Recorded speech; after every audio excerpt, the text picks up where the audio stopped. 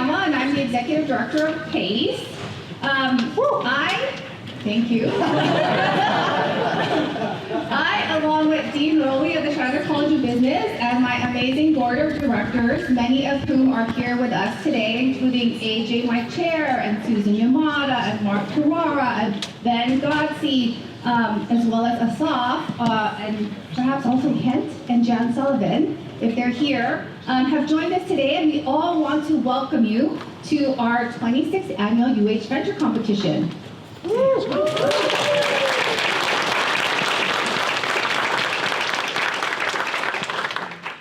So thank you all for joining us on this Saturday morning, this beautiful Saturday morning at the Walter Dodge Junior Rise Center to celebrate our student entrepreneurs. Today we have 4 incredibly talented teams that worked hard over the last 3 months to bring their ideas to life. These teams are competing for prize packages worth more than $100,000 thanks to our amazing partners and sponsors. So first, thank you to HEI and Hawaiian Electric for being our title sponsor today.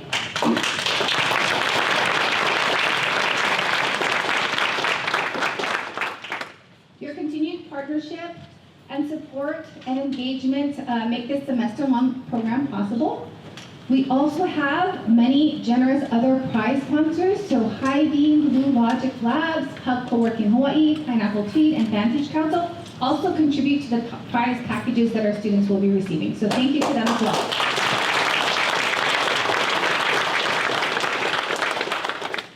Okay, so now let's meet our judges. You can find more information about them in their bios in the program, so you can check that out there. I'm going to introduce them briefly.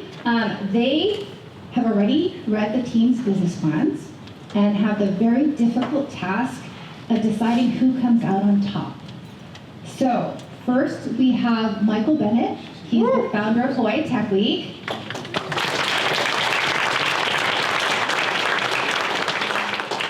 Mateo Garcia, Director of Investor Relations at HEI. We have Ben Gotzi, he's the President and CEO of Pro Service and also a PACE board member. And Melanie James, the co-founder of Mana Up.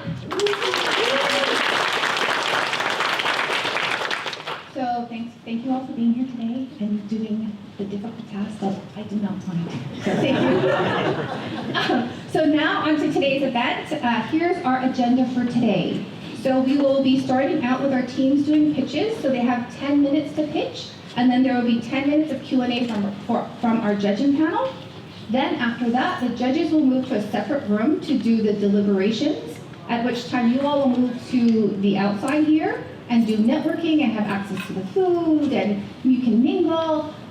They will be working hard to decide who the winner is, as well as giving each of the teams feedback on their presentations.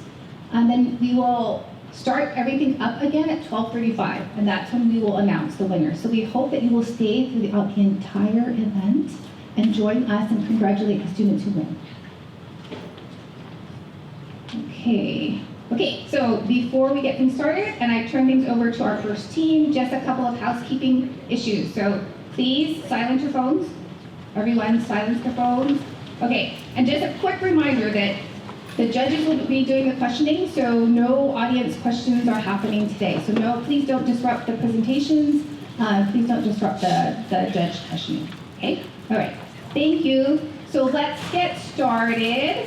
Our first team up is Kumu Planning System. Aloha mai kako. My name is Ernest. I am a Master's of Urban and Regional Planning student over at the College of Social Sciences.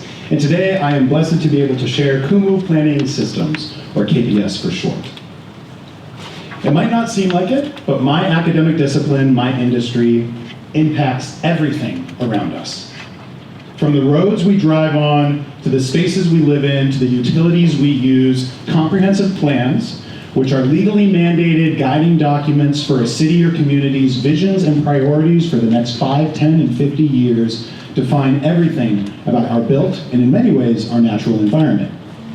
They're also really long. These 9 documents you see before you total over 3,000 pages of information.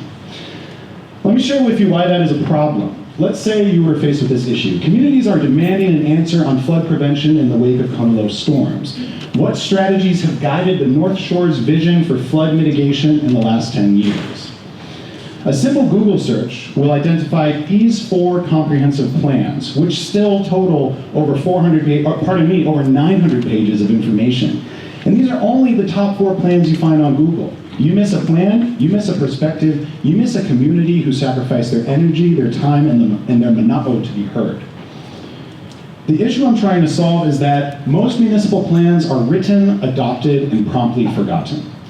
KPS redefines urban planning workflows by transforming plan documents into living systems of record, operationalizing plans to empower planners and strengthen communities. You don't need to take my word for it. I've interviewed planners across private, public, and nonprofit sectors in Hawaii and New Zealand, interestingly enough. More on that later. But old tools, mundane tools, and significant time is being spent on the simple management of static PDF files. Overall, planners are wasting hundreds of hours navigating static PDFs. And this was really encapsulated with one question I answered in every single interview, where I would say, what's the first thing you do when you open up a comprehensive plan? I'm batting 100 on respondents saying Control F is the first thing they do when they open up an 800, 900,000 page PDF document. This is indicative of workflows that are mired in tools that just can't keep up with the forward-looking need that planning has to be in the 21st century. So just to summarize, this is how planning works. Planners are dealing with a scattered and incomplete view of municipality-wide goals and priorities. They're doing a very ad hoc and manual synthesis that is especially vulnerable to staff turnover. There are 7 vacancies for planners at Honolulu's Department of Planning and Permitting alone, resulting in incomplete insights and priorities that conflict with larger vision. KPS tries to streamline this workflow by making the initial step very simple. A planner will upload a plan or a PDF. A Gemini API call will extract those goals and responsible parties from the document and then organize that data in a goal hierarchy and thematic area across a lightweight dashboard. I heavily use the image of a tree because it's in the name, but also because it lends itself quite well to the idea of what a comprehensive plan is. Most of these documents provide a set of central themes or goals that then, pun intended, branch out into sub-goals and action items that define the priorities of long-term visions of our cities and communities. KPS also guides planners through a 4-step workflow that allows them to manually assign updates to goals and KPIs that they can edit within that dashboard, and then exports it into an easy-to-understand, digestible PDF or Excel workbook for further analysis. Overall, I'm trying to avoid the death by 1,000 Command F queries and just trying to get a sense of where all this information is into a visual language that people immediately recognize, transparent updates to that visual language, and the ability to directly compare plans from and across one another. One minor point that I'm very proud of, I've been working on making it so that you can pick which native Hawaiian tree you want to represent your kumu as. I've got 3 so far, and I look forward to adding more. When I got it in front of customers, they honestly liked it. One of the more colorful points was, we needed this years ago. I can see myself using this to keep track of other people's plans. Overall, the impressions were very positive. Nevertheless, what really excited me is that every interview ended with me asking, who do I take this to next? And every time, a new sector of a potential client base opened up to me. This communicated to me that KPS really is not just for tracking the plans for organizations that are writing those plans, but rather anyone who wants to be fluent in the comprehensive goals of our municipalities, significantly expanding the potential customer base. And overall, in both Hawaii and nationally, this is a multi-million-dollar opportunity. Department of Planning and Permitting is dedicating $500,000 in unfilled salaries for planners every year. If KPS can save one planner just 1 hour a day of rummaging through PDFs, that's $8,000 a year in recovered staff time. Importantly though, comprehensive plans guide the growth of entire communities. I can't leave any part of our community out, which is why it's really important that a community tier pricing for neighborhood organizations that might just want to track, hey, what's the hazard mitigation plan for our area saying for the next 5 years, is accessible. As much as a $4,800 municipality-wide comprehensive scale for multi-sector coordination and research is available for more intensive planning needs. But important to guide all this is that the state of Hawaii micro purchase threshold is $5,000. If we price under this threshold, any government agency can purchase a yearly KPS license as easily as purchasing office supplies. With regards to the financial projections, I know this is a lot of information. I'm happy to go back to it during the Q&A as well. But I am financially solvent from the very first paid account, even if it's a $600 neighborhood board package. I also want to add that Hawaii represents the optimal beachhead to get planning right, more on that later, before expanding to the highly lucrative California market and then making waves onto the mainland. With regards to the competitive landscape, no one's doing this for planning in a way that's right for planners. KPS is designed to be a lightweight solution to a pernicious pain point in the planning process, not a high touch point industry-wide comprehensive planning suite, not an ephemeral single time point information management tool, and a significant enhancement over current status quo workflows. I'm also very proud to say that this is not something that is going to be built around successive repeated AI energy queries. This is something where there's a one-time extraction of a document and then planners can manually visit that, revisit those goals, assign things later on, and execute. And I do that because sustainability is very important to me. As I said earlier, the Scope 2 emissions are relatively low, one-time AI usage for doc extraction that avoids intensive query processing. However, much more importantly, KPS makes climate accountability visible to communities for the first time. This is an opportunity to really engage in climate coordination for the overarching and, dare I say, very ambitious climate goals that we should be setting. We need something that allows those goals to be communicable at mass. So why build this in Hawaii? That's a fair question. In order to answer that question, I need to tell you a little bit about myself. I was born in Minnesota, I grew up in Indonesia, attended Cornell University on the East Coast, and spent the last few years working in Chicago at the Kraft Heinz Company. I'm now here at UH getting my Master's of Urban and Regional Planning degree. And before you ask, yes, that is my favorite shirt. But I'm providing all of this information to say that I've been around the way, and I can tell you with confidence that planning is different here. Hawaii has a storied history of pioneering land use law and land use protocols, because planning has to be done well here. Island, not a lot of space, sensitive ecosystems, and highly diverse communities that call Hawaii home. I also want to shout out my department, the graduate chair of which is right over there. He gave me this awesome lay. We punch well above our weight class right here at UH. This is all to say that Hawaii deserves to be a thought leader on how to do urban and regional planning. And the innovation of this INA should guide the world. These are the goals that I presented at UHVC rehearsal back on April 23rd, 2026. Some of the judges are in this very room. I am so stoked to say that I got 3 beta testers for the summer. This was the goal I set, and these are the organizations that have signed down, that have said that have been written words that they will be beta testing this program and platform for the summer. You know what this gives me? This gives me a thought leader in the nonprofit space with a gigantically ambitious advocacy goal, an organization that oversees island-wide sustainable community planning, and a state agency that can spread this to other islands that is about to do their new plans next month, telling me that we are ready for you when you are ready for us. I also was accepted to Launchpad, shout out Jeff, and I look forward to scaling this up over the summer. In summary, the name of this product came from the Olelo No'eau, I ulu no kalala I ke kumu. The branch grows because of the trunk. I want KPS to provide that trunk so that the branches of Hawaii's future may prosper for the next 50 years and beyond. Mahalo nui loa.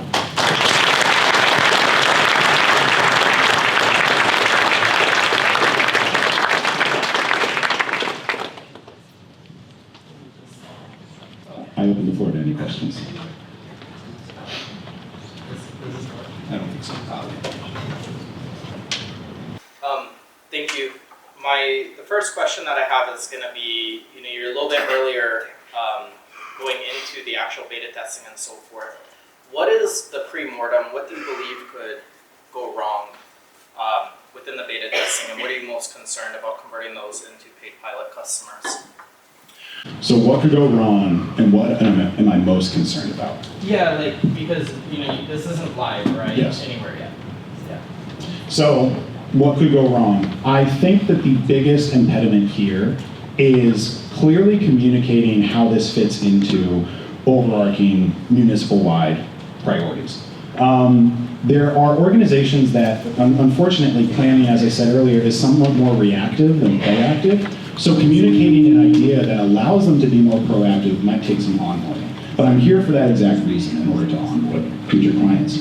In terms of what I am most, I guess, for lack of a better word, concerned about for the future, I think it's clear that there's a need here. I think it's clear that customers like it, and it's clear that there's an interest in incorporating it. I think communicating that KPS, I think honestly communicating that Hawaii should be the place to set this high standard and say that we should be the ones leading comprehensive planning and innovation in the sector. Because I think it's unfortunately, there's a lot of innovation that goes on in the mainland that might offer a tool that's a little bit too overwieldy and overwrought for what a lot of offices need. And making something that's purposefully small to solve a specific pain point might at times be an uphill battle. But I'm confident with the mentorship of PACE, Launchpad over the summer, as well as many people in this room, that we can execute this. Gotcha. Two really quick follow-up questions. Please. First is, can you walk us through the onboarding process, like what that actually looks like step by step? Sure. I think I'll start by just talking to you about what their major pain points was. So it started, these interviews that are now in the customer discovery phase where, hey, how do you deal with these plans? And it was, I hit Control F. So it would start by saying, okay, what are the top plans that you're dealing with on a daily basis? And that's what I came to these interviews with. And when I got this in front of them, it was, oh, okay, I see how this works. I see how this matches to this and this and this. I think that it would all be about routinizing this. Not how does this fit with the goals of your organization, how does this fit with ongoing routines that you're doing on a weekly basis? I can't get that from a clear Google search or just kind of an understanding of the organization at large, so I have to be there and take some time with it. But that would be my onboarding process. Now that I know there's alignment on the goals, focus on the specific routines. But on the actual technical side, you're pulling these documents from their existing content management systems or whatever, uploading those, posting them in AWS bucket, something like that. Yeah, it would. So the documents that are being worked on by these organizations are typically publicly available. These are comprehensive plans that are posted online that you can go and find. So taking that, putting it into KPS means going to a Supabase repository of information and a Gemini API call that extracts that, put it into Supabase, that then repopulates that back onto the dashboard. Did that answer your question? Yes, and then my final one there is... One final one, sorry, what's preventing you from just, out of the X amount of customers here in Hawaii, from just going ahead and doing that as of today, and then offering that turnkey and turning them on day one if they swipe the card? Incorporation. Yeah, which is why I'm really excited to be a part of this competition. Cool, thank you. So a question I think is existential to your business. My favorite kind. With AI capabilities and what people can just get on their own for relatively cheap, evolving by leaps and bounds pretty much every month.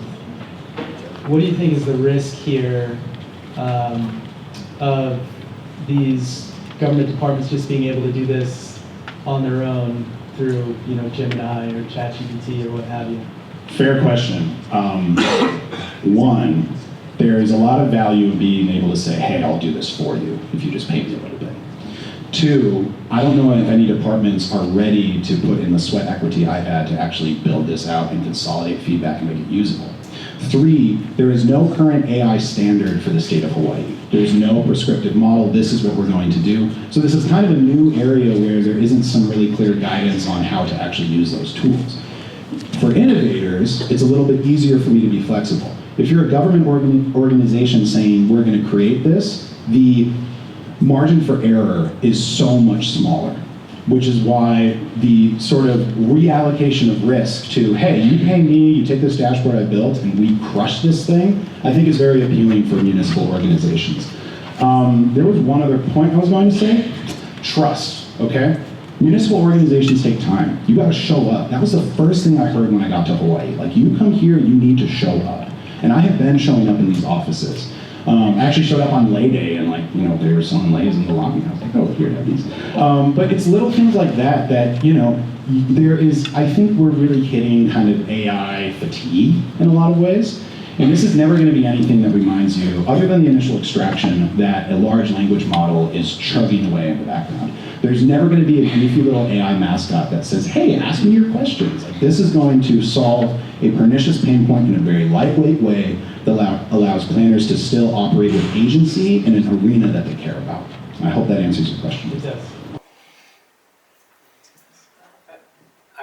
I like the micro purchase, but then the key is the subscription model long-term, kind of the revenue lock.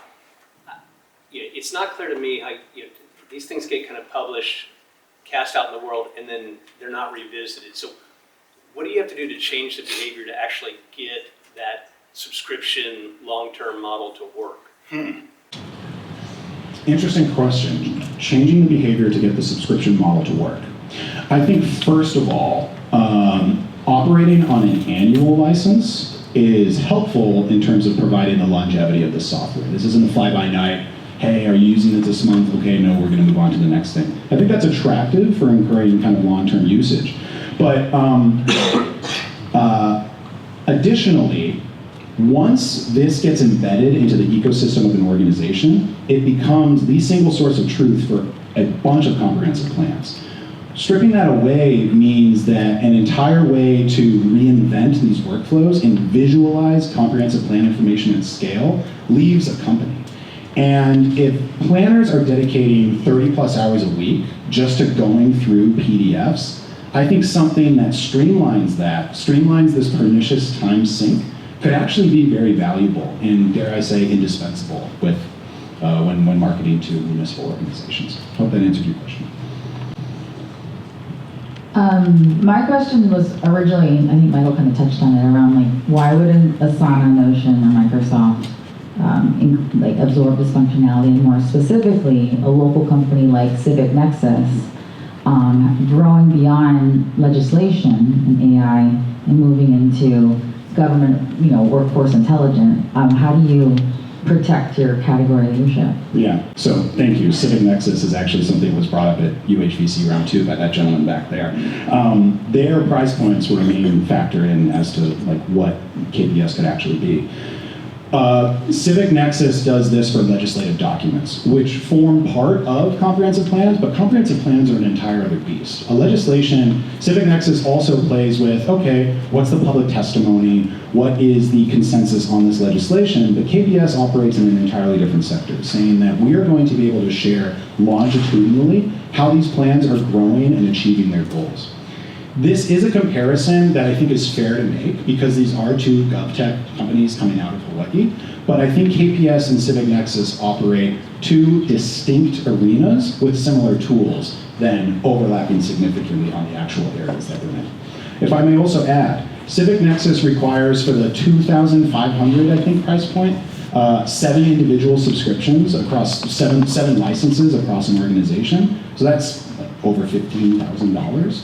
I think KPS offers a much more lightweight, targeted solution for the issues that planners are needing today. And planners, not exactly legislators. I think I'll leave the last minute if there are any other questions. I hope that answers one last question. My final one is just, how are you thinking about the business long term? You have the SaaS subscription. It also seems like with some of the other stakeholders in the process, there could be various tiers of login and data access. What are your thoughts there? I'm just going to go back to those tiers.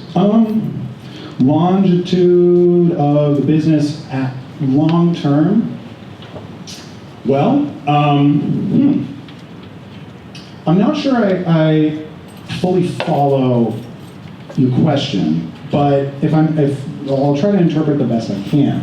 I can clarify if you please. want. For example, like you'll have a lot of tools that have a SaaS like main primary seat, and then you have other people that you add on as like, let's just call them viewer only users, but they get access to the data stream and so forth.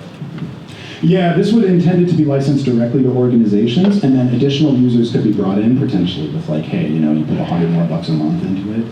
That's not an angle, that is an angle that I look forward to growing as I define as I fit it with how municipal organizations would actually use this in the beta process. But yeah, good Cool, question. thank you. You're welcome. I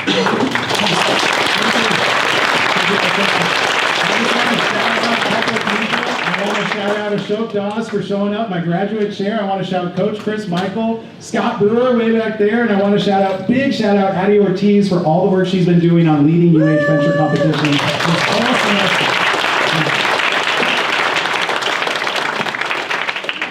Next up, our second company is Makai Aquatics. Please excuse us, our other team members don't have legs, so we need to bring them up here. This is Makai, or Ma and Kai, and together they make Makai. Aloha mai kako, thank you all for being here today. My name is Ken Glover, I'm the CEO of Makai Aquatics. I'm Jonah Sheridan, I'm the COO. I'm Sarah Benimana, I am CFO. And our goal is to secure the future of Hawaiian reefs and the blue economy here through decentralized aquaculture. There.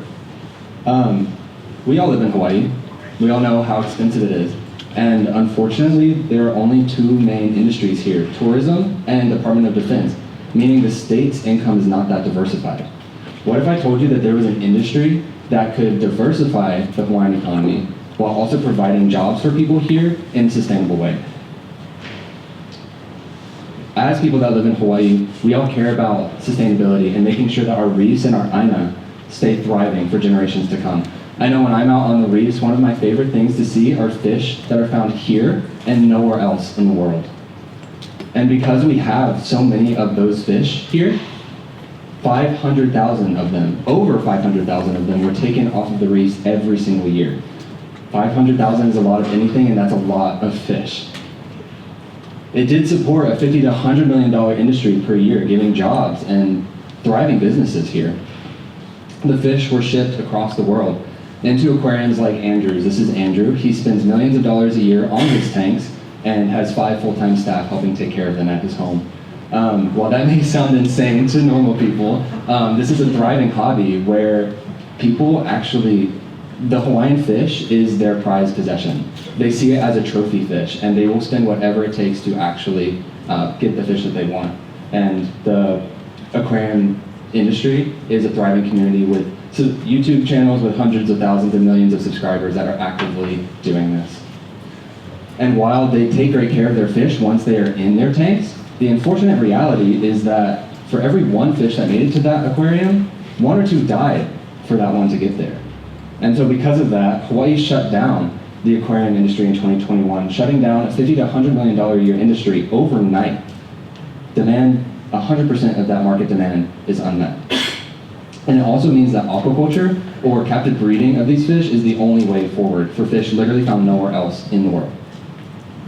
So how is aquaculture a strategic, sustainable business opportunity in Hawaii, and how does it support conservation?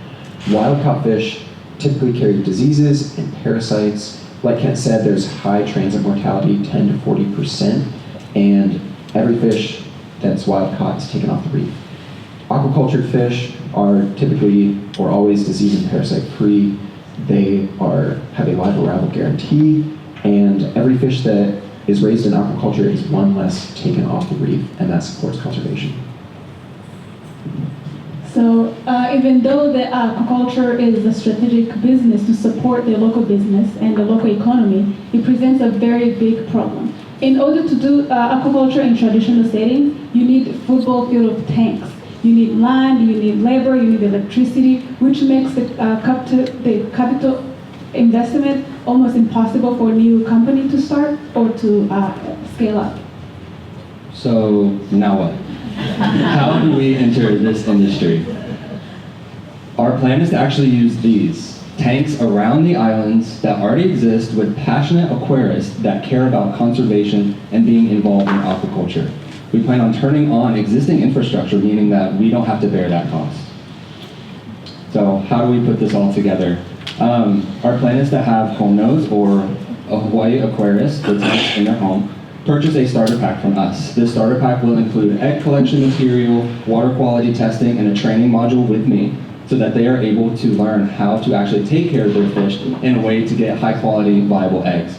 Once they have high quality viable eggs, they will be brought to us and we will raise them. And in the juveniles, in phase 1 of our business plan, we have a wholesale partnership with the Biota Group. We will sell wholesale for roughly $300 per fish. And then in phase 2, we plan to go direct to consumer, opening up that $900 per fish channel for us. Whatever revenue Makai Aquatics makes, 20% of that will go back to the home nodes based on how many eggs they produce, meaning a single home node with a single tank can make $200 to $1,500 per month, just taking care of their fish. And because we believe in this model so much, we are also opening up a newbie starter pack. This will include tank and fish, so that anyone, any of you that have never kept fish before will be able to keep fish and make money from it every month using our systematized protocols. Think of it as Airbnb for reef.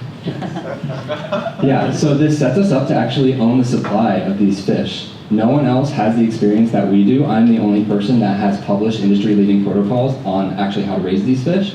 And we have relationships with industry partners and aquaculture veterans, such as Karen Britton. Unfortunately, she couldn't make it today, but she is our mentor, and she is the only person to have ever raised the $20,000 masked angelfish in her home.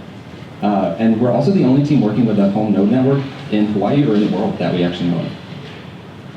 Let's talk about our competition. There is no one like us. Mainland captive breeders don't have access to Hawaiian fish, and the illegal black market is simply that, illegal, it's unethical, and it's unsustainable. We maintain production consistency, scalability, and high quality. So we plan to go to market in 2 phases. In phase 1, we're going to focus our energy in perfecting the home node network to make it so easy to replicate.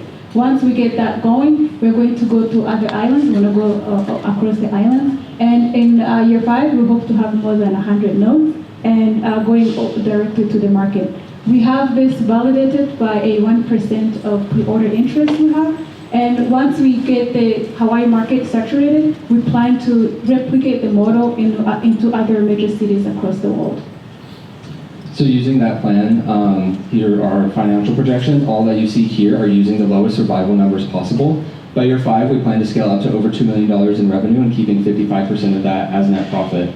We plan to stay cash flow positive the whole time, never take on debt, only use whatever is brought in to scale. And between the 3 of us, we have over 15 years of aquaculture and community development experience. Like I said before, my name is Kent. I'm a PhD student in marine biology here at UH Manoa. And I've spent my life figuring out how to raise fish, and I'm so excited to actually build a profitable and sustainable business from it. My name is Jonah Sheridan. I'm a marine science student at Hawaii Pacific University and getting my master's. I'm also a full-time research assistant at the Oceanic Institute, where I raise up to 10 different ornamental marine finfish species on a day-to-day basis, 4 of which have never been done in captivity before. I am Benimana. I am a PhD student in tropical agriculture and also a master's student in urban planning. I have a lot of experience in running nonprofit and agricultural development projects, which equips me with experience and expertise to build a home, like a community network.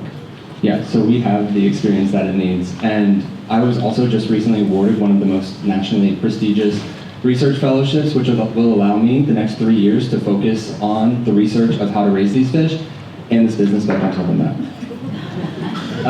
We have the 3 things that we need to actually get going. We've secured the supply, we've secured the demand, and we've secured the distribution. All we need to do now is actually put boots on the ground and build our hatchery, which the UHVC funding will help us accelerate our timeline and go direct to consumer within our first cycle.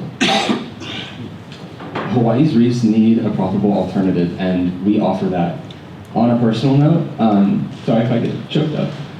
These fish, this venture sits at the intersection of my passion, everything that I've done in my life has led up to this. And I'm so excited to be able to actually share that with you and build something bigger than any one of us that gives back to people here.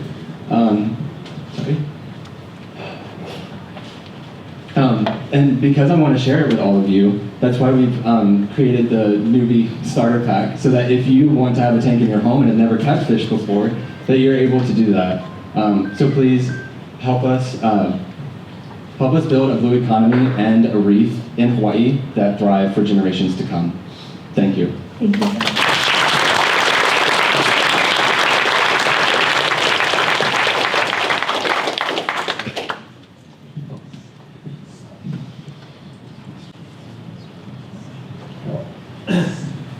Yeah, great job with the presentation. I think the first question is just to try to understand how you think the production consistency can scale a distributed system. You know, it's a unique low-cost model you've developed, but you're only getting like 1.5 to 3.5% survival rates, and now this is going to be done by kind of lots of amateurs all over the state to scale. So you're right, it's a numbers game, but survival, 3% is actually really, really, really good. In the wild, it's 99.999% mortality. So our survival is actually very, very good comparatively. And these are actually some of our home nodes already. And so these are people that are passionate and actually want to see their fish spawning and take the best care of them possible. And so they're already getting high quality, viable eggs from them. And also with our protocols, it makes it very simple to actually feed these fish what they need and keep them in a way and collect the eggs in a way that will be able to raise them viably.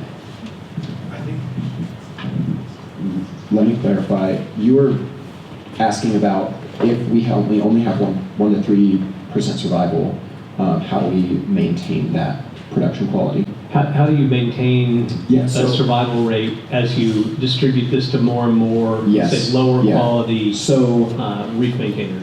The big thing is they don't do anything with the eggs themselves. We take the eggs and then we raise them, and that's where the system maintains production quality and scalability, is that we are the ones that are actually raising the eggs. No one else, like in their home, none of the home nodes are actually doing that. They're just providing us with their eggs, which essentially currently are just going down the drain and are already existing in their tank. So we take them and put them into our centralized hatchery, and then we raise those. So our home nodes who don't have as much experience and potentially are, people that get the newbie starter pack and have no experience at all, they're not actually the ones raising the fish. We are the ones that are raising the fish in our hatchery and then distributing to them to the network, or the market, if that makes sense. So just a follow-up question. Can you just share exactly what is the competitive differentiation, what keeps somebody from being able to replicate this? You published the papers, you distributed all this. Yes, so the protocols are they're published. They're in the Journal of the World Aquaculture Society. That was my undergraduate research. What it actually takes is years of experience actually seeing the larvae and actually feeding them and actually growing all of the feeds that you need to feed the fish. It's a whole process. You have to recreate basically the wild in a tank for them to survive. So the actual knowledge that it takes, the knowledge is out there. There's just a lot of it, and someone actually just needs to have that experience to do it. And currently, we're the only ones that have the only team that has the experience to raise these fish. Is that in your rearing pens when you bring the eggs back, or is that happening up there with the starter packs? No, the starter pack is strictly for, we call it broodstock, or the parent fish. So that's through research that is already published, it's known what they need to eat, but people don't exactly know the timing, don't know the exact intricacies of it, which I figured out through my years of research with them. And then, then the eggs are brought to us, and then that's when we will rear them using the live feeds and stuff like that. So even though the knowledge is out there, think of it like there is a recipe you can follow, but not everybody can replicate the recipe the same way. He is the only person who did this and actually published it with a peer-reviewed journal. So maybe the steps are there, but actually making it work takes years of experience and skills, which you only have. Okay, so what happens, first of all, I love this idea. We in Hawaii were the industry leaders in exotic fish, and we let that go. And I think that's now in Thailand or other places, but so that was a real loss and miss we had. So very excited to see something like this coming back and us hopefully becoming an industry leader again in this arena. What happens if laws change again around reef species? Like if wild collection opens up. Yeah. Two things. One, the proposed legislation is very limited. So there's a very strict quota on what could be collected from the wild, so the demand would still not be met. And our product is higher quality anyways. People prefer a captive-bred fish, and it's becoming a huge movement in the industry because people realize, like, hey, we shouldn't take these fish from the reef. They should be raised for people to have them in their homes, not taken from the wild. So they're higher quality, they have a live arrival guarantee, they're parasite-free, already eating before they even get to their homes. And then I didn't really look at your financials, you folks being able to really showcase, the massive amount of labor you're gonna need with trucks driving around and picking things up and checking on the nodes, and is there, what percentage of your budget have you guys dedicated to those kinds of maintenance? So it shouldn't be too much maintenance. Once a node gets going, they will have to certify with us that they are maintaining their quality. But really, it's incentive. Like if they want to be paid, they have to take care of their fish well and actually get them spawning. So it's really like an incentive model. If they're doing the right thing themselves, then they will profit from it. And so in terms of logistics, it's not, we live on an island, it's not that far of a drive. So realistically, we would only pick up eggs once a week. And so we drive around the island, pick up all the eggs, and then bring them to our centralized facility, so it wouldn't be too much. Okay. And then last question, what are all the potential biological risks? So for example, if I went on vacation, are you guys gonna come over and feed my fish? So unfortunately, no. We're not taking care of your fish for you. You can hire someone to do that, and maybe we can talk about that. That's a different business.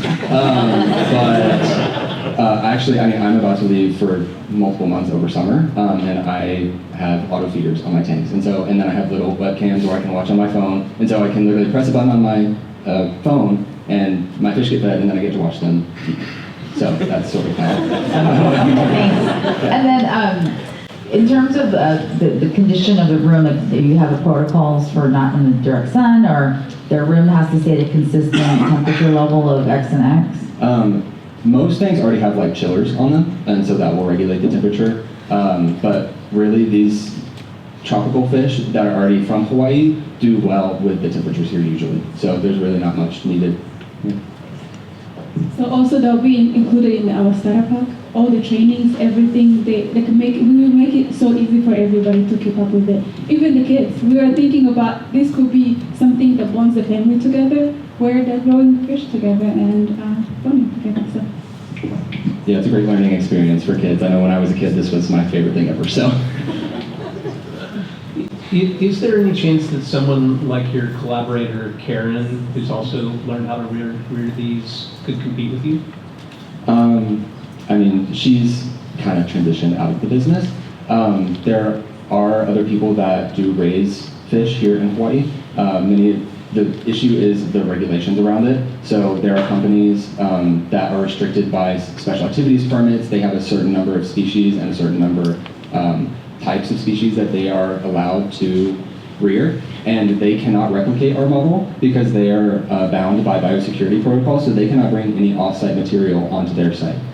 So we are the only ones that would be unbound by that regulation, so that we would be able to bring biological material from people's homes into ours.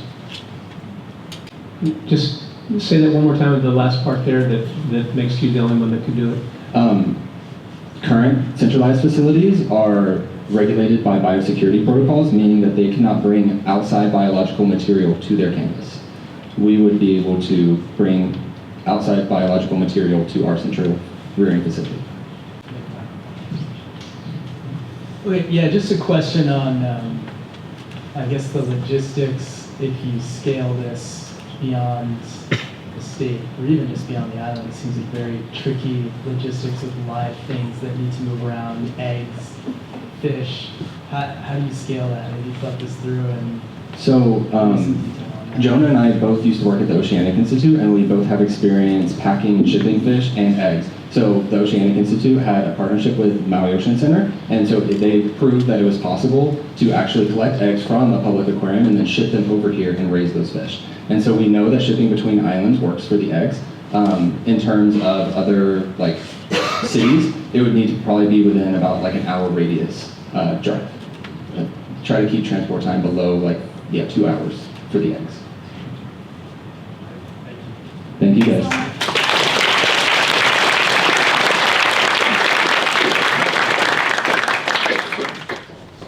Okay, next up, team 3, Paniolo. Good morning, everybody. Aloha. Thank you so much for being here today. We are Paniolo, a wellness brand with a mission to provide value through high-quality products. Articulated with all-natural organic skincare made with 100% grass-fed tallow.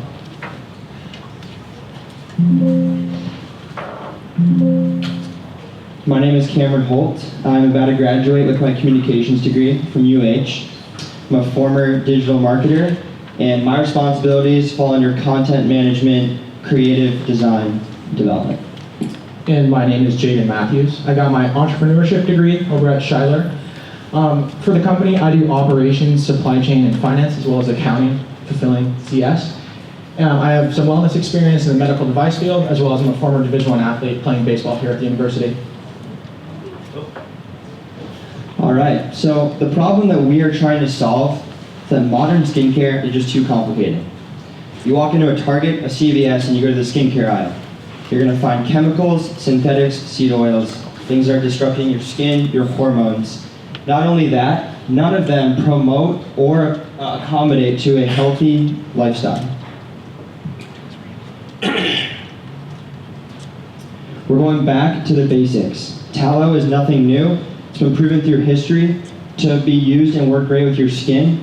For those of you who do not know what tallow is, it's actually rendered cattle fat. All of our cattle are 100% grass-fed, grass-finished, and we extract the tallow from the suet channel, where all the vitamins are stored. Not only is this the best benefit for our formulas, but for the customer. Radical simplicity in all of our products. We have 3 products, all of them have 7 or less earth-born ingredients. And we have a zinc-based sunscreen, reef safe. It promotes a healthy lifestyle built for the outdoors. So we tell our customers, hey, you're gonna go on a run, go spend time at the beach, put on our product, it'll help you achieve all of those great things. A lot of market opportunity with skincare, especially right now as there is a health movement going on through America. $18 billion TAM, and it's accelerating at a 12% growth every single year. Our primary customer we have seen is men and women from 18 to 40. This is someone who's going to be hiking on the weekends, maybe going to yoga. They're active, they're ingredient aware, and they're willing to pay more for a premium product with higher quality ingredients.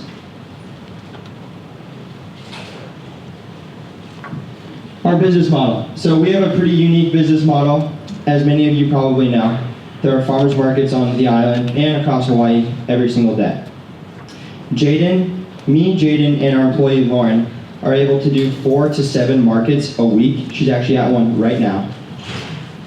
We give her 25% of sales, so she really helps us generate our 80% there, and our other 20% comes from our online store. We have a website on Shopify people are converted to through our all organic content. The health and wellness space really resonates with our content because it's just Jaidon and I being our true authentic selves online, talking about health, wellness, and the benefits to all natural products. Awesome. So let's talk about the traction we've been able to make thus far. So since our launch on November 10th, we've been able to do just under $60,000 in sales, with only $4,000 of capital, founder capital, $2,000 infused from both Cameron and I, and a whole lot of sweat equity. We have filled over 1,200 orders, and we average about an 80% gross margin. As you can see here on this graph, when our launch, November, 2,300, our best month at February, 15.6, that's a 9x of growth. We're able to do this, next slide. Sweet, so our competitive advantage. So the way we stand out is 3 things in particular. Our brand story, 1, our formulas, 2, and our multi-channel velocity, 3. So, our brand story, like Cameron touched on, we are speaking from true authenticity. We absolutely care about wellness and health in providing high quality products and services. Our formula, number 2, simplistic ingredients, the radical transparency. On the back of all of your jars, you can see the ingredients. They're all USDA grade organic, of course, and there's nothing you cannot pronounce. Channels as well. We move multi-channel, like Cameron talked about. We have a website, we have a TikTok, we have affiliates working for us. We are running 4 to 6 markets a week. That broad channel horizon is, allowing us to grow revenue very fast. So why can't we be cloned? Our community distribution, our community involvement, our value that we provide creates a strong LTV with this customer. We have recurring customers, we have people coming back, we have a strong community of people that are engaged. So, our product line. Judges in front of you, you can see some of the products. We have a tallow and honey balm, a daily moisturizer that's 20 SPF, and a nightly facial hydrator. These products are our flagship, as we have these 3 in 2 different SKU sizes, a 2 ounce and a 4 ounce. They come in 4 different scents: tea tree, lavender, frankincense, and unscented. We also just introduced a very highly requested plumeria limited drop. So, expansion. Capital infusion would allow us, with R&D, to develop highly requested items from our community, such as the tallow and honey lip balm, 10 SPF to protect lips from skin cancer, as well as a tallow eye and curl cream.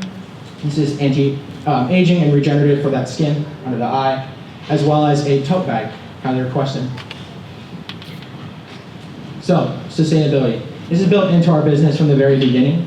We use all glass jars. There's no single-use plastic that's getting wasted, and over 50% of our product is sourced from Hawaii-based businesses. So, this small batch, handcrafted vibe allows us to not have any overstock issues. We're able to sell every single jar that we create.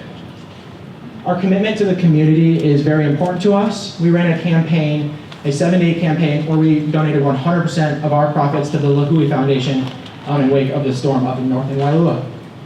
We also have a farm donation jar that we have at every single market, giving proceeds to Ricky, our friend up at Kahuku Sugarcane Farm.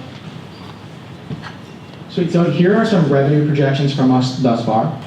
Right now, we're averaging between 12 and 16K a month. But I want to highlight some key drivers here. So for us, farmers markets have been our go-to at that 80%. We are completely organic, and we have 0 paid ad spend. But I do want to highlight on the cost per market divided by our average customer per market, we're running about a $6 customer acquisition cost. And how do we scale? So to scale from quarter 2, 2026 to quarter 4, 2026, we must add 2 to 3 additional more reps on island, on Oahu Island, then expand to other islands, Kauai, Big Island, of course. So, keep it. So, by quarter 4, all channels contributing, e-commerce is our real primary, markets are systemized, and we're developing relationships with contract manufacturing. If paid channels and efficiency works as we plan, we should be able to, by quarter 4, scale to 75 to 100,000 a month. Some unit economics here.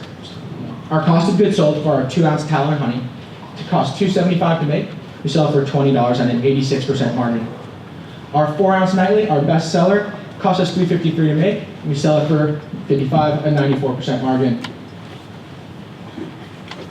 Here's a customer validation. Through 1,200 plus orders and 1,500 customers, we have a 100% 5-star rating still. This is over 50 plus reviews generated. Here are some reviews here on the screen, and a picture of Cam's brother enjoying his product. Thank you so much. Thank you.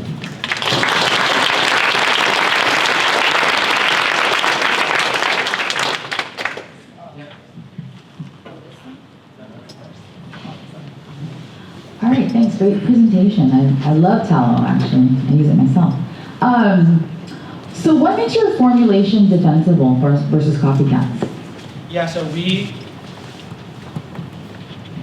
went through the trial and error process of just internet research. We probably tested 35 times on each formula that we have. It's not copycat, it was just us making different adjustments to create the product that we like, the feel, and the longevity. So there's no water in there, it's completely lipid soluble. So it gives it a 1-year shelf life. That's something that we wanted to do, as well as not include any emulsifiers or preservatives to keep that long shelf life. We just like to keep it natural. But is it defensible? Like, how is this different than all the other tallows out there? Well, with most tallow products, you're going to find the same 4 or 5 ingredients, and I think what people really are paying attention to is the branding behind it.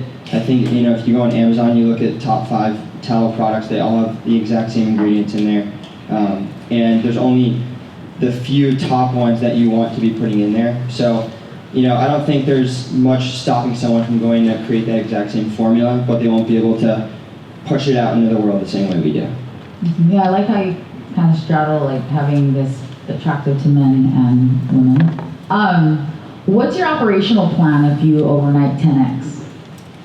Yeah, so right now we can handle up to 8,000 units a month that we hand make. We can pour about 400 a day. At that point, we would try to do a minimum order quantity of about 10,000 with the contract manufacturer and test things out that way. And then what specific ingredients are you sourcing from Hawaii? And I'm shocked how your costs are so low. Yeah, so the honey, the beeswax, our essential oils, our labels, the tallow is the one ingredient that we really want to be able to source on Hawaii. That's our biggest mover. We've been in contact with Parker Ranch on the Big Island, and that's something that we're looking to accelerate on. Yeah, nice presentation, guys. Tell us what you've done so far in terms of your testing for digital marketing and what have been the results? So all of our content we have 0 paid and ads right now. We don't plan on launching anything on Meta for the time being because we want to stay organic and not turn that on unless we need to. And once we have a big pocket we can pull from to pump that. But moving forward, we plan on improving our marketing, our email marketing. So we actually have another employee we just brought on. He's 16 years old. He does our email flows and development, and we work with him. And we have 800 customer email lists, which we plan on. So when someone buys, we hit them up in a couple weeks. How you liking it? Do you want more? And then another couple weeks, same thing. So I think that our retention will improve the more email we push out. So does that mean that you anticipate you can hit the plan that you've put forward without significant TikTok or Instagram marketing?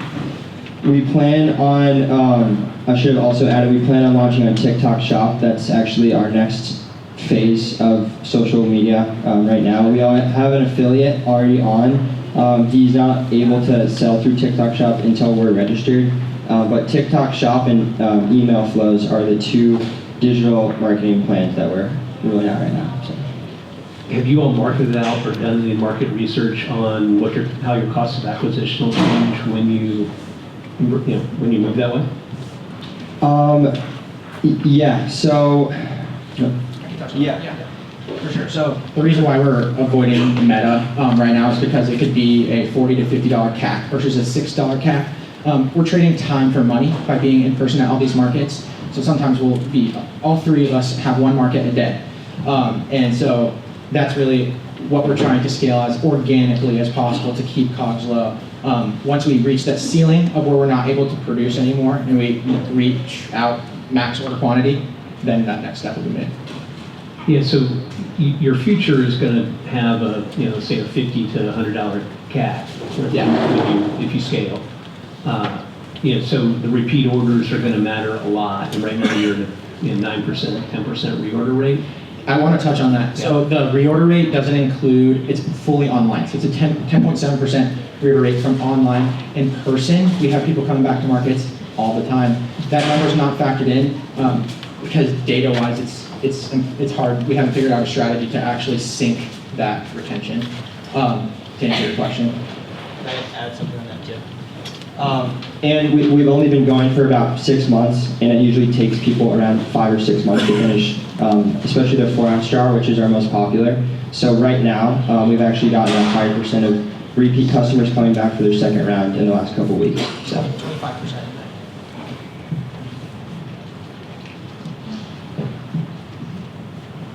So, thank you for the product. I just became a customer last night after reading your business plan. Love talent.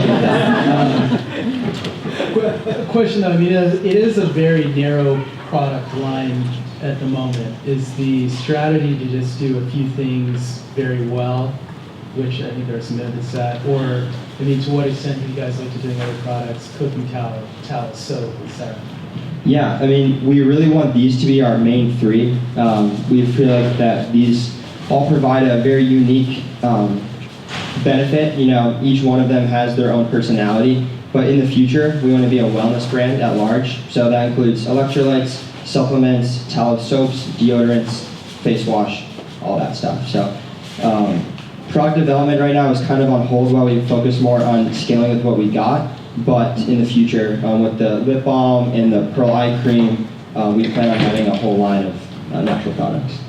Yeah, and just another question, just kind of on the scaling topic. So like right now, you're 80% farmers markets, which I would think the product you can move through farmers markets is limited.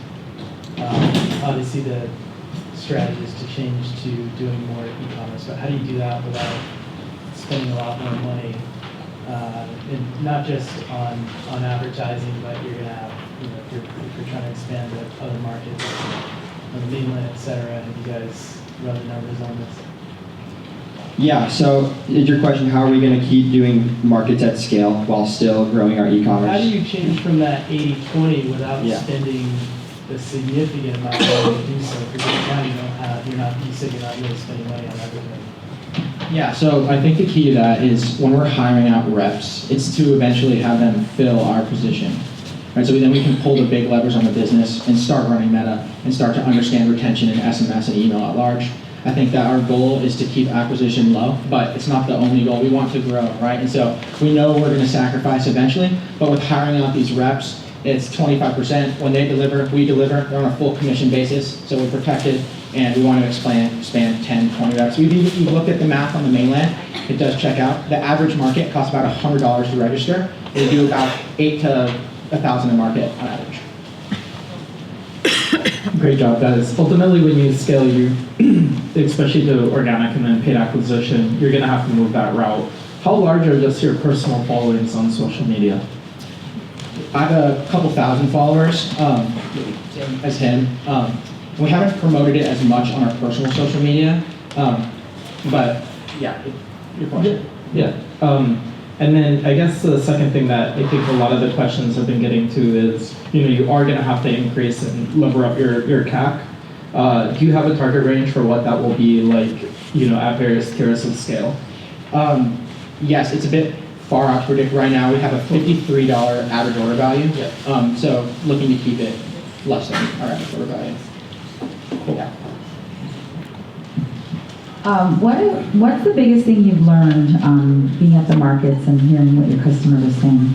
That people have a real problem with the consumerism at large, and there needs to be a real massive shift, and people are fired up and energetic about the change and about the wellness community and about taking care of themselves, not only just in skincare, but like Cameron was saying, going outside and hike. We have newsletters and PDFs. We provide lots of free value information to collect and email. Of course, we're engaged with our community consistently, and that's the biggest thing I'd see. You guys should definitely be promoting it on your own person. You guys have great skin.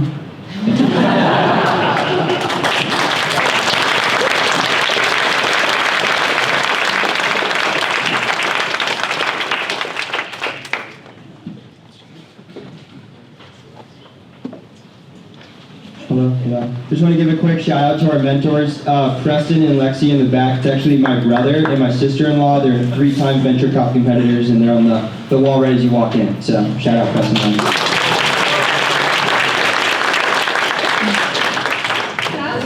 Hexcelerate, and Good morning, judges and audience. My name is Lionel, and I'm the founder of Hexcelerate. And I'm Gabby, I'm the co-founder, and we built a platform so that hiring starts with a conversation. With us, every candidate gets a chance to interview.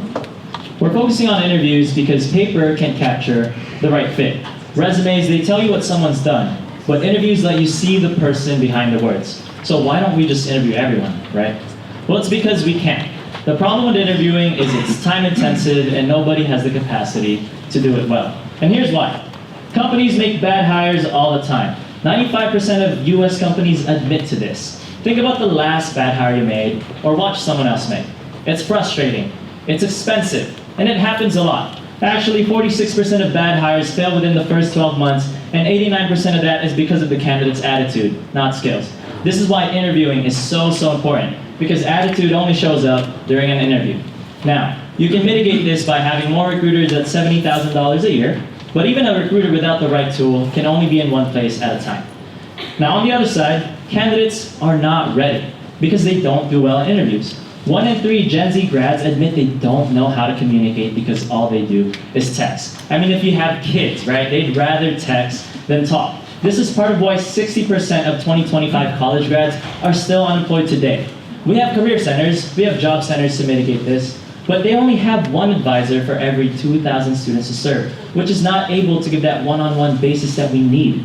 And so that leaves out veterans, formerly incarcerated individuals, and first-generation students like ourselves to miss out because no one has the time to practice with us. So this is where we come in. Hexcelerate runs AI avatar interviews with every candidate, giving companies a real look before they hire and candidates real practice before they show up. So we're doing this with a dual-ended approach, Hex Hire and Hex Ready. Hex Hire is our employer-facing tool for running AI-screened interviews, while Hex Ready is our candidate-facing practice tool. Both products follow the same 4 steps. It's as easy as uploading your own job description and letting our platform do the rest. You can customize your avatar, choose your questions, and set your grading criteria. Once that's done, all you need to do is send an invitation to the candidate, the AI interviews them, and you get instant feedback based on their performance. And it's working because so far all our partnerships have been organic. We started with 12 pilot partners 6 months ago, and we've successfully converted 4 into paying customers. This includes the State of Hawaii, Mechanical Engineering Inc., Goodwill Hawaii, and the Chamber of Commerce. And actually, just last week, Pico and MC3 Technologies decided to join us after a successful presentation at the Chamber of Commerce Engineering and IT Sector Partnerships, which is great, giving us even more market validation, right? And here's what all our partners are saying. Clients were nervous at first, according to Linala Nakamura, but they became confident after using Hexcelerate. In fact, the client applied what they learned from the AI feedback at a real interview, and they got hired. Now, from Chanel, an HR manager at May, she doesn't have the time to screen every single applicant, just like any other company. But with Hexcelerate, candidates are able to interview on their own time, and she was able to review the recordings on her own. And with that, here is what an AI interview looks like with HexHire. Sounds like you have a solid foundation in web development. What skills do you bring to our position that other applicants aren't likely to offer? I don't know. No worries at all. Sometimes it can be tough to pinpoint those unique qualities on the spot. Let's move on to the next question. What are your strengths? I would say one of my biggest strengths is my problem-solving approach. So notice how the AI is able to adapt and respond to the candidate's answers, much like how a human interviewer would. This creates that comfortable space for the candidates to showcase their skills and personality. And finally, here's what getting ready looks like with Hex Ready. This is a candidate, a high school student who immigrated from the Philippines. So we didn't have her consent to show her face, but we're using her voice for now. Tell me about a moment, a place, or a person that shaped who you are today. I moved to Hawaii at the age of 15 and had to learn to stand up on my own and to be strong because I'm the oldest of the 3. Okay, now let's put it all together. I'm going to ask you the most common interview question. Use what we built, past, present, future. Are you ready? Yes, I am ready. Tell me about yourself. I'm 18 and I'm graduating. That was a solid first try. Let me help for a second. Here's what I heard. You moved to Hawaii at 15 and had to learn to be strong and independent, balancing work, school, and... Now here's the real magic, ladies and gentlemen. What happens after the interview? So after the interview, employers can review all their candidates where you're given a full transcript, but the AI points out all those key strengths and weaknesses so you don't have to go through everything. Now the scores that you see here in red are AI benchmarks across all other candidates and jobs, so you get to see how your candidate performs across the board. Now the scores here are based on the criteria you set when creating the interview, which is then used by AI to evaluate the candidate.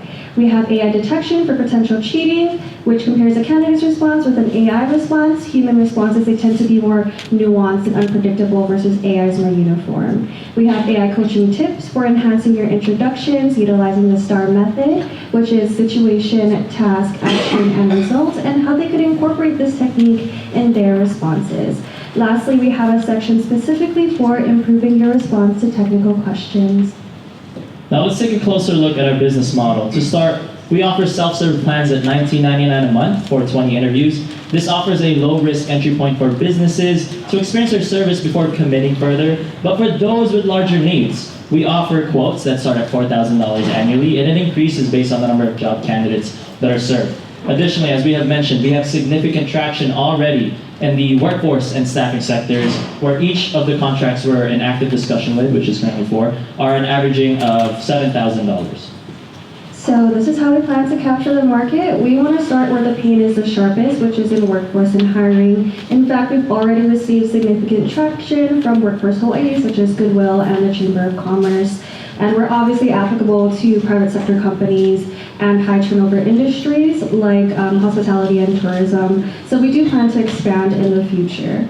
Currently, we operate in the $200 million market between both staffing and workforce, and our strategy is that we are an AI company, so we are using and leveraging AI tools for outreach. We're currently using an AI engine to send 300 cold emails a day, along with paid ads and phone calls, spanning across millions of contacts. And our final strategy is that we don't plan to compete against big hiring companies. We want to partner with them by using Hexcelerate as their interview layer and grow alongside them. And speaking of competition, our competitors are actually mostly humans, and that's the point. Because coaches and recruiters, they can't scale. And what makes us different from other existing softwares out there is our model. Our model is fine-tuned specifically for interviews, and it's not another general chatbot that's pretending to interview you. This means we've trained it so that every conversation flows naturally and the candidates are never cut off. For example, HireVue, one of the big companies out there, they're only a one-way recording tool, and Mercor, a $10 billion company, but they still cut candidates off mid-sentence, and we don't. Our main advantage is that we're already here with this technology and we're moving faster than anyone else. So the big question is why choose us, right? So we've been doing customer discovery for about over a year now, and we've developed hundreds of connections across the island, and most of our traction has actually been through these close networks, and we believe this puts us at a particularly unique advantage because we are locals, we grew up here, we went to public high school, UH, and we just firmly believe that Hex could have a positive impact to our community and beyond. And finally, our team has shipped production software in companies like Adobe, so we are familiar with working with government and mainland companies to scale in the future. Now, as for our financial projections, they're very strong because each interview only costs us less than $1.50 to run, which gives us 75 gross margins today, and it'll only increase as the cost of AI decrease. Now, by year 1, we're projecting $100,000 in annual recurring revenue. That's with about 15 paying customers, and that's mostly, again, from our direct outreach strategy. That's 300 cold emails a day targeted at high turnover industries. Now, our customer acquisition cost, it's low. We pay for email tools, as we have mentioned, ads, and our biggest cost right now is actually our own time. Now, by year 3, we're targeting $5 million in annual recurring revenue with 500 customers, and we're making this possible, again, by partnering with larger industries and larger companies. Again, for every hiring platform that we integrate as an interview layer, they're putting us in front of hundreds of more potential partners that already trust that platform. And our margins, as I've mentioned, make this possible. We're at 75% today, approaching 90% by year 3, And we have room to share revenue with our partners at 30 to 40% and still operate profitably. And last but not least, to add on top of our successful customer conversion, we've already been recognized across multiple competitions. Earlier this year, we were recognized as Student Entrepreneur of the Year by the Hawaii Venture Capital Association. Overall, we've earned over $23,000 in undiluted funding, and we're confident that Hexcelerate works. It's all about getting it in front of as many organizations as possible. Thank you.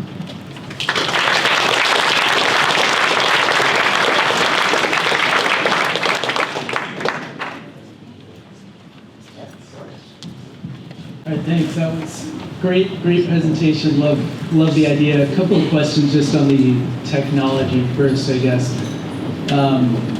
One of the things I liked that you talked about here is that through Hexcelerate, you can sort of reach these underserved audiences. You talked about recently incarcerated individuals, for example, that really need the training. I would think a constraint there is just access to technology, a laptop, for example. So is this already compatible with mobile? If not, how do you get there? What's the cost of doing it? That's a great question. Well, yes, it is compatible with mobile. You guys could go on hexcelerate.app and actually experience the interview experience you would. This is a feature that was necessary as we were making partnerships with Work Hawaii that serve that exact vulnerable population, as you had mentioned. Awesome. Okay, and then just follow up on the technologies. Has this been stress tested, for example, for like thick accents or other ways that people might get sort of discriminated out of this? Because I know a lot of the criticism so far of like infusing AI into the hiring process is how that can also introduce a level of discrimination that I guess you don't get with people. Yeah, that's a great question. Yes, it has been stress tested. We've conducted over 1,000 interviews in the span of 6 months. And that's exactly why we provide the recordings, so that the ones who actually host the interviews are able to review the recordings, whether you're a company or on the other side, HexReady, you're able to verify if anything was missed by the AI. And I'm very confident that 95% of the time, it's very, very accurate. Gotcha. Okay. Then just one other quick one. I think in your business plan you mentioned some of the competitors like HireVue, I guess, which are already using AI to some extent for hiring processes. So what keeps them from just making sort of a small tweak and doing exactly what you're doing? And I guess that comes to a broader question of just what's your motive here? Yeah, that's a great question. I mean, we could say the same question, how can Google implement the same thing and filter every single startup out there, right? I think it's just a matter of the fact that we're already out there and we're moving really fast, and we're moving faster than anyone else. Just like I said, last week, Hiko MC3 Technologies joined us after a 5-minute presentation. And actually, this coming June 4th, if you guys are going to be there at the AI PCAT Summit, I'm going to be there at 2:30 p.m. speaking again. And really, that's our main advantage here, right? Being able to move faster than anyone else. 2 quick questions. One, can you define what you mean by join? Oh, yeah. So it's a pilot program. So we've given them about 30 days to try it out this coming summer for their interns. Have any of your pilots converted to paid customers? Yes, as I've mentioned, 4 out of 12. 4 out of 12, okay. And so those are different, customers are different from partners, or like for someone like Chamber of Commerce, right? They're using it for their own workflow or as a distribution tool into their network of companies? For both. So the Chamber of Commerce have their own program. They actually go into schools and hold workshops. And they've been experiencing a lack of companies to volunteer for these mock interview sessions. And so they're using it for those workshops. And then they're also connecting us with the DOE and the Department of Education and other vendors. Yeah. And then one final thing, in the budget for the capital that you're targeting, you mentioned bringing on a salesperson and so forth. Why, for $4,000 per year product, why not make that self-serve or just through founder-led sales? That's exactly actually what we're doing right now. I did mention initially that it would be great to have another partner to help me with outreach. I mean, sending 300 cold emails a day. Right now, my sales partner is AI, and it works, right? Can you go a little further there on the go-to-market? Right now you're sending 300 emails a day, but all of your clients so far sound like they've come through direct interaction.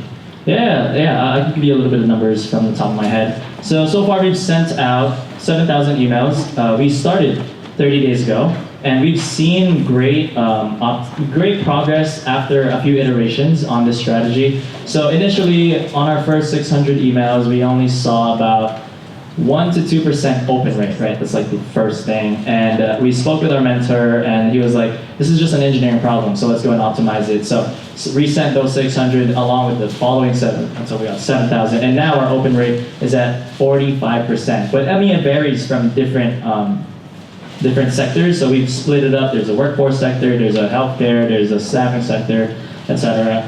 And averaging out at 45%. Reply rate is at 2% right now. A lot of the other, I say 2%, because most of it is actually automated replies and bots, right? You know how that goes. But most of the other ones, actual humans are like, oh yeah, we've heard about you guys. Saw it on LinkedIn, saw it at HVCA. This is really great work. Unfortunately, some of them, or most of them are like, oh, we're not interested at this time right now. But that's just in Hawaii. We're just direct outreaching to Hawaii right now. So all of the emails right now are going to Hawaii businesses? Yes. Yeah. And right now your tech stack looks fairly commoditized, and I'm just wondering, as you take it forward, what's the plan to widen your competitive moat? What's the plan to widen our competitive moat? Could you, where would you take the product going forward? Okay. I mean, we're going to be continuing to go to events. A lot, like I have mentioned, a lot of our partners have been presenting for us even actually. So Work Hawaii has been talking about us through international partners, and we just got connected with the State Department AI policy. So everything is going really well in terms of organic, but in terms of direct outreach, obviously we're going to be starting our direct outreach to the mainland, and we'll see how that goes. A lot of optimization is going to happen there. But right now we're thriving in terms of organic partnerships, and we're moving faster. Like I said, every week we're meeting with new people, new customers. Are customers using this as replacement, augmentation, or screening? Screening optimization. Right now, they're using it as screening optimization to support their HR teams, and even those companies that don't have HR teams see this as very valuable because they could be focusing on more of the operational sides rather than having to spend a portion of their year screening. For example, you could look at a healthcare, a small clinic business. You could be helping out clients, getting more money from clients rather than spending time screening. So instead, have them jump on the interview and record it. It gets recorded and they review it on their own time. Yeah. And so far, are there any measurable hiring outcomes improving using your platform that you can lean on? Yeah, that's a great question. So Mechanical Engineering Inc. actually mentioned that 4 of their interns this semester spring actually came through Hexcelerate. And then Work Hawaii, they've served it to 600 candidates right now, 600 clients, a mixture of the formerly incarcerated veterans, and they've gotten so many good feedback from the candidates themselves that, like I said, they're talking about it on an international level. That's good. I think it'll be really important as you move into national expansion to really lean on that. Thank you.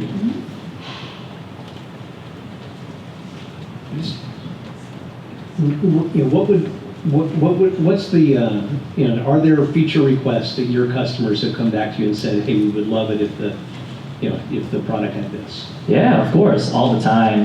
Especially in our first year of just launching out an MVP. I mean, 6 months in and we're already trying to get feedback. It was really fast. And we've been at this for almost 2 years now. So that recording feature, that wasn't really there before. That cheating detection, that wasn't there before. Every feature that you see here is from our user feedback. They needed those features. Secondly, to add on to that, Mechanical Engineering Inc. had requested us to create a scorecard in addition to the evaluation that we had already set. So we've already created that for them. So we have been open to custom features in our app. Yeah, I was just thinking about, I was just going through a coaching session with an executive presence coach, and it was shocking to me how many that I kept starting my sentences with the word so. Or there was counting ums and stuff, and so I think that would be a really interesting feature for folks as they're thinking about how they're communicating the presence they have and getting a lot smoother, as well as getting into a better place to get hired. So that's really cool. Thank you, Melanie. And are you guys going to ultimately move into like actually be a marketplace for talent like Marcor and some of the others? Yeah, that's a great question. That's definitely something we're looking into to scale. I mean, we investigated how these companies grew to become a $1 billion valuation, right? And what Marcor did is they've taken so many interviews that they're able to distribute this data and sell it to AI companies, right? Right now we're at over 1,000 interviews, but imagine if we had millions after a few years, right? And we're able to monetize on that as well. Yeah.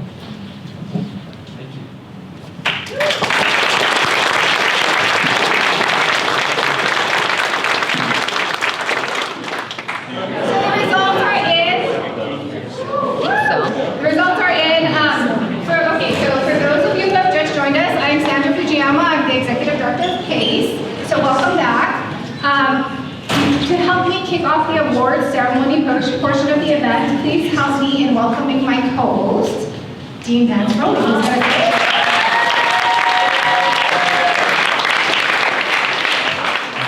Thank you, Sandra.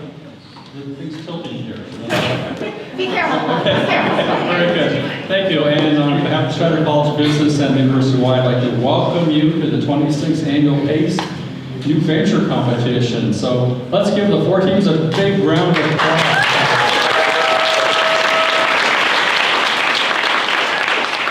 I'd also like to welcome 2 of my son's classmates from school.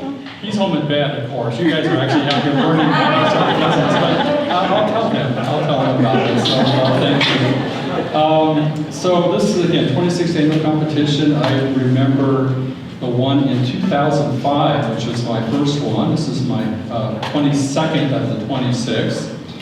I'd also like to thank Sandra for all she has done for PACE. She loves PACE. She's smart, she's enthusiastic, and just has really done a great job with PACE. Also,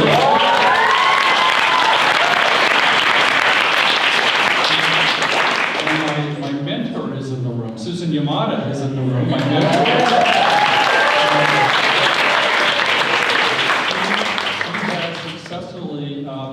Had me allocate hundreds of thousands of dollars to PACE over my 22 years, and all for a great investment. I believe strongly in this program, and I think the 4 teams today were just incredible. I usually have a favorite that I say, oh, people ask me which one do you like? I said, well, I thought they all did an incredible job this year. So I'll be really anxious to see what the judges thought about this. I'm sure we're running late, so I think they had a lot of conversations about who was going to be first, second, and third, but all 4 of you really did a great job. And I think all 4 of you have viable concerns going forward. So please keep up the hard work, and we'll be very proud of you in the future and your success. Again, I'd like to thank all of our sponsors, coaches, and judges for making this success, our faculty as well.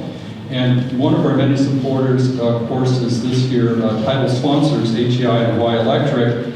And this support extends far beyond this competition. They really help us maintain high quality programs here at the college. So please join me in thanking HEI and Hawaii Electric.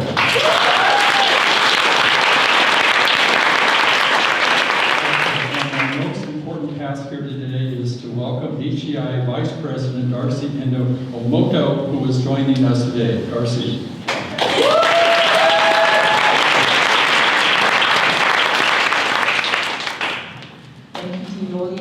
You just stole my entire speech. But I think it's important that I go over this anyway because this is such an amazing day. And it takes a village to make something like this happen. And I would like to first thank everyone involved, as Dean Willie said, our judges, our mentors, faculty, sponsors, and fellow entrepreneurs. My apologies if I missed anyone. And today, as we gather for the 2026 Venture Competition at the University of Hawaii, we're not just celebrating new ideas, we're continuing an amazing 25 years legacy.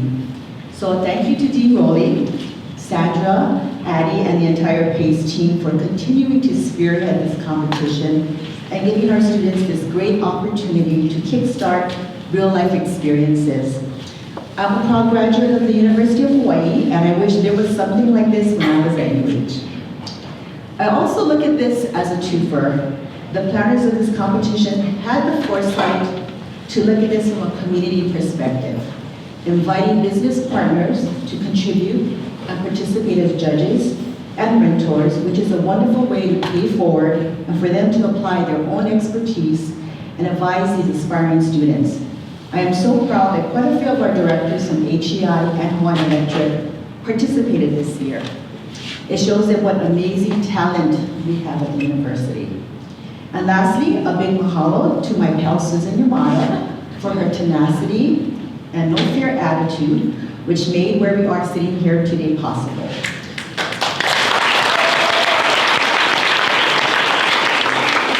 She continues to inspire me and so many others every day. Without her and Mr. Dodds, Walt, as Susan says, we would not have this hub for entrepreneurship, which allows our students to live, test ideas, and thrive in one location. So congratulations to all the participants, and mahalo.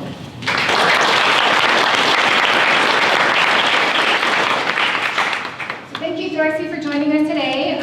We are so grateful for AGI and Hawaiian Electric. They have supported this competition year after year and supported us in many other ways as well. So thank you for being a part of it, and thank you for all the people from those companies as well that took the time to meet with our students and mentor them and coach them throughout the competition. So thank you to AGI. I'd also like to thank our additional prize sponsors, and we have many of them here with us today. So High Beam is sponsoring our third place prize, and Leah Hong is here with us today for that prize.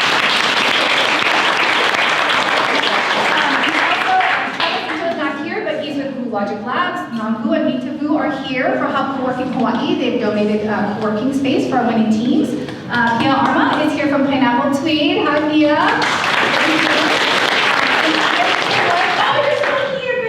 So Greg is still here from Vantage Council providing legal services. So thank you all for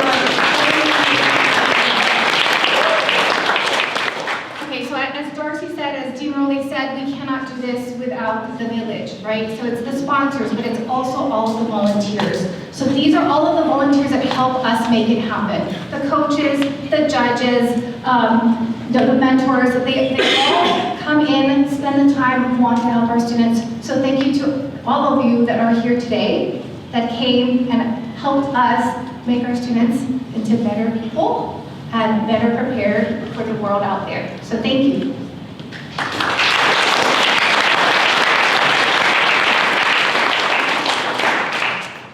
Okay, so last but not least is my team. Obviously, I do not run this by myself. I have a whole army that Dean Rowley supports with all of his funds that help me put this all together. So I'm not going to name them all. I wanted a picture up on a slide, but they deleted it.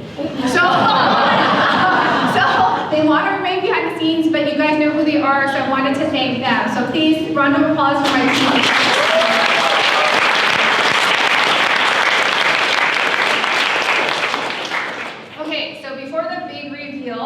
We want to recognize our Entrepreneurship Student of the Year. So this award honors a student who defines what it means to be truly engaged. Someone whose contributions have shaped our entire entrepreneurial community. So while this student has participated in nearly every PACE program, from PACE leaders to Colo grants to the UH Venture Competition, his true impact lies in his leadership.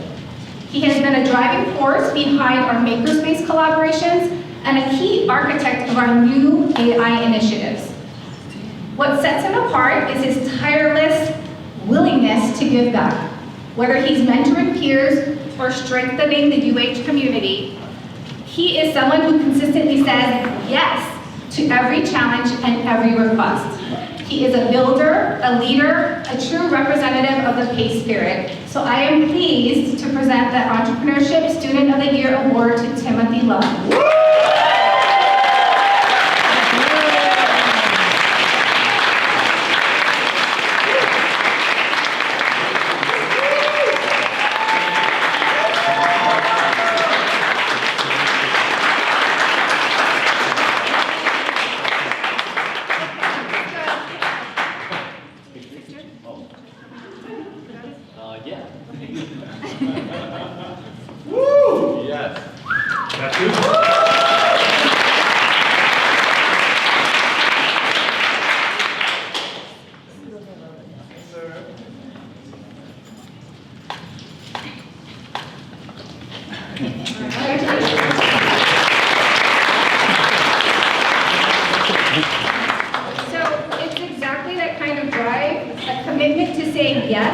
that brings us to our next special recognition.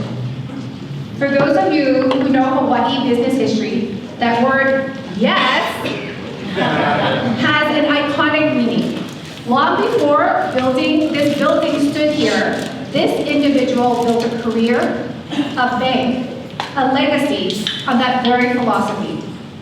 Being here at the Rise Center makes this moment even more significant. From his storied Yes campaign at First Hawaiian Bank to the transformational gift that makes everything we do in this building possible, this individual has spent his life opening doors for students exactly like the ones in this room. So today we celebrate a homegrown legend and Pace's unwavering champion. We are thrilled to congratulate Walter Dodds on receiving an honorary doctorate of humane letters from the University of Hawaii.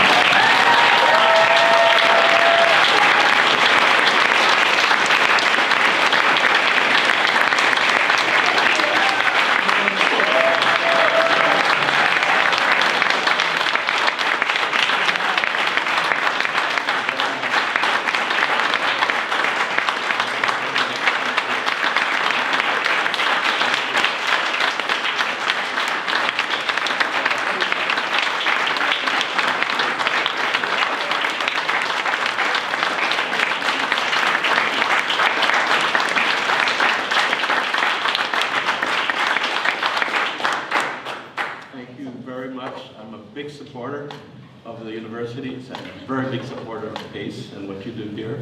I just want to say this.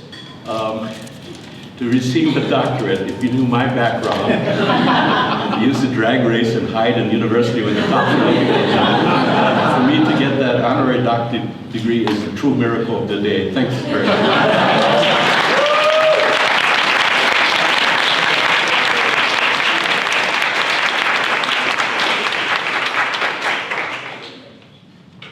Okay, so on to the awards. You all ready? You all ready? Okay, so to the 4 finalists, kudos to all of you. You all did such an awesome job, as Dean Rowley said, as Darcy said. It was such a tough decision for the judges, as you all know. They were in there a really long time, because, you know, how do you choose? How do you choose when you all work so hard and present it so well and have such amazing ideas? So kudos, let's give them one more round of applause.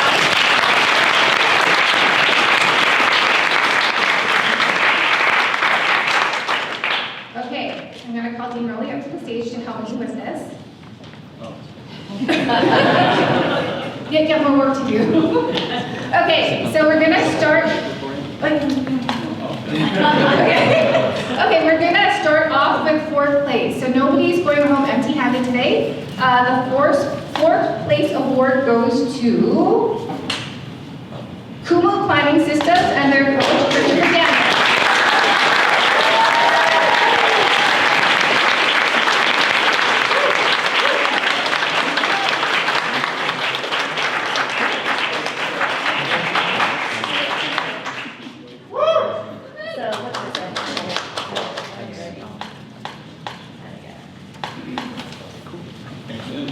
Thanks, guys.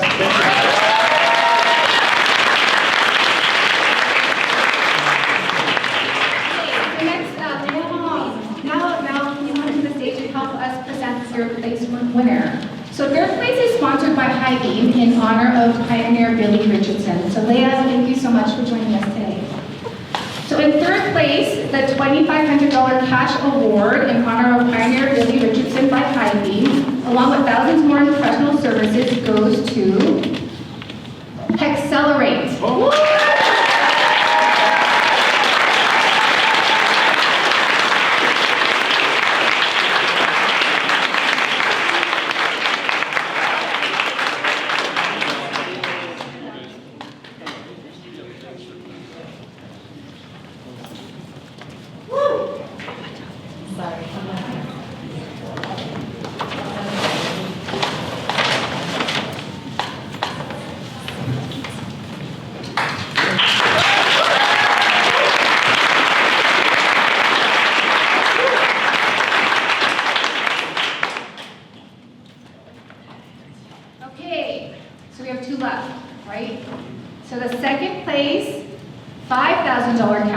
price plus thousands more in professional services goes to Paniolo.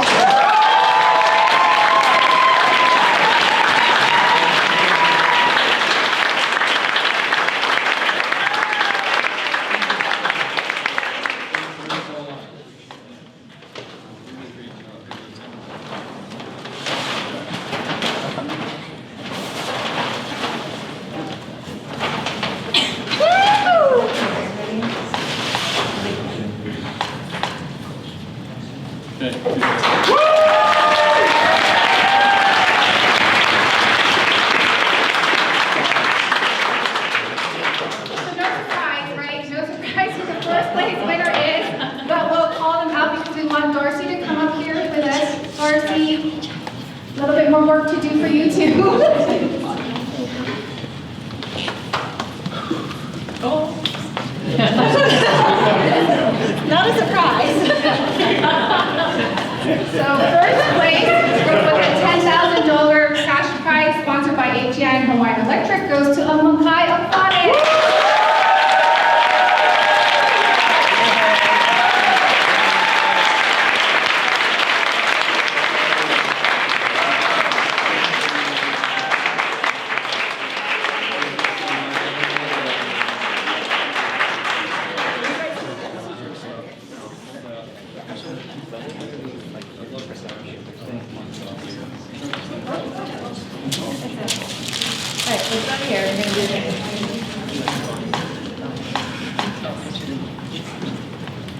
Good, thank you.